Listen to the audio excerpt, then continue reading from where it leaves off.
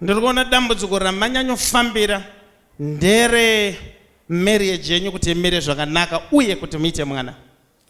Hongu Prophet, ndinoda kudiwa nemurume kupiwa mari, zvembereko ndazama zvaramba.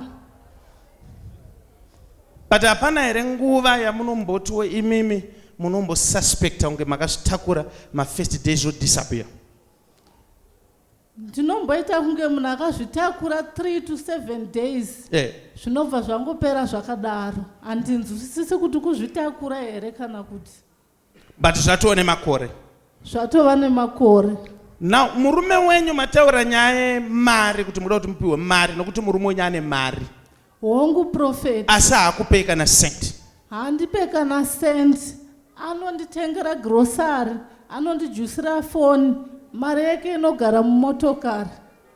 Mukamuona murume wangu nezvaari nezvandiri, mufunge kuti murume wangu. Ichandirumani. Hongu Prophet. Pane nguva inobuda murume asaine shamwari dzake. Hongu Prophet, panouya varume vatatu vanotakura murume wangu kupera kwemwedzi maFriday ega ega. Vanogona kuzodzoka yaTuesday. Vanodzoka vakacheneruka musoro kunge vanhu vanga vachigaisa chibage.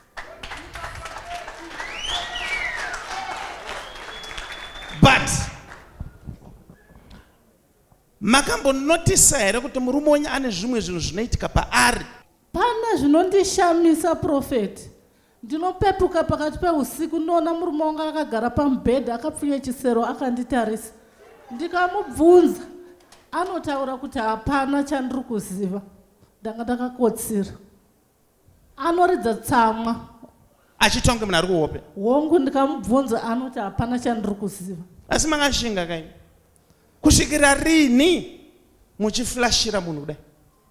Ndibatsirewo Prophet.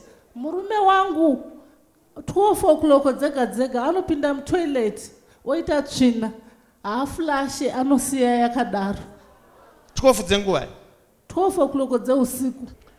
Muri kuzviziva here kuti murume wenyu akakusacrifice imi ndosaka musuri kuita vana? In fact, ane kuno kwaakaenda pane sketi yandiri kuona ine mavara mavara.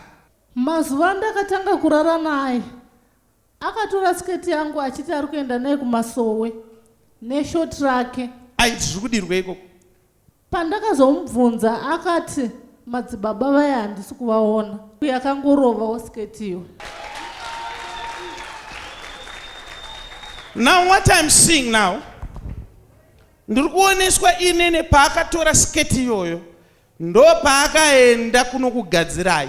But ane mhiko yaakaita kuti every nhumbu yamaita ndo inoitwa sesacrifice. Saka pese pamunoona kunge mune nhumbu modisappear ndo kutorerwa kwamunenge muchiitwa mwana mudumbu. Ndibatsireiwo Prophet.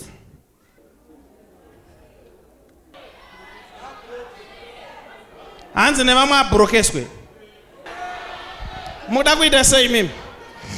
Ndiri kufunga kumbomusiya Prophet. Asi vanhu munondishamisa.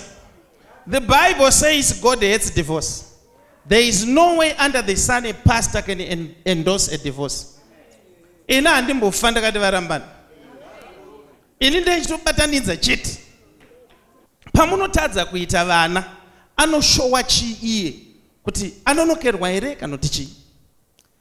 Anoratidza kuti munhu asina basa nazvo. Ma-first days ndaifunga kuti pamwe achanetseka nenyaya iyoyo, asi anoratidza kuti haana hanya nazvo. Haagone kuita hanya nazvo nokuti pamuri kuita pamuviri ari kutora achidya, pamuri kuita pamuviri ari kutora achidya, mari yake haibude mubhuti remota nekuti ndo mhiko dziripo. Mhiko dzaakapiwa dzekutanga ndedzekuti pakupera kwomwedzi anobuda neshamwari dzake voenda kwavanoenda vachinoita vanhu zvavanoita ikoko. Chechi2 ndechekuti anopinda mutoilet 12 dzega dzega. Chero ari kubhawa haaende mutoilet yekubhawa, anodzoka kumba opinda obva adzokera kubhawa. Ndiri kunyepa. Kusara kwekuti maFriday vanobuda neshamwari dzake. Yes. Ndo pasingaiti.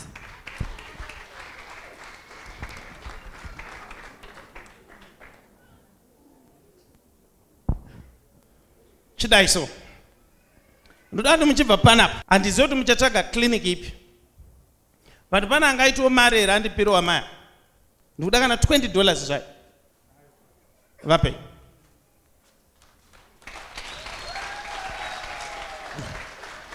ndoda kuti mutsvage clinic yamunosvika it's either muchatenga mapiritsi efamily planning kana kuti muchabayiwa depo moenda kumba handisi kuda kuti mumunyepere asi musangomutaurira chete mazvinzwa kuti mabayiwa uye muri kana kuti mune family planning nzira yamuchashandisa ndimunoiziva mukadaro achanga achifunga kuti maita pamuviri kupera kumwedzi apa ndo pandoda kuti muite ukakunyepedzera monyepedzera ngoti zvamunongoitawo zvokuti ndikunzwa kunge ndakachita nyepedzerai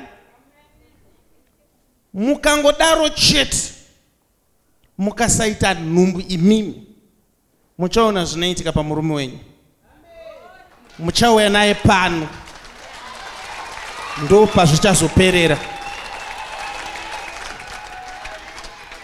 ndibatsirewo Prophet ndafunga kuti imba yacho iparare zvayo idecision yenyu mama kana mafunga kuti iparare twendiyo munongoita yebhazi kana mafunga kuti muda kuti zvinyatsopera manyatsogutsikana kuti zimunhu raikudyirai vana nairo raita rombe munoenda munobayiwa depo saka decision ndeyenyu kusiya kana kuita zvandataura but as long muri pamba ipapo muchingoita pamuviri chete hatigone kuhwina because pamuviri ndofiwewo yake mazvinzwa tinotenda Prophet naye munogara basi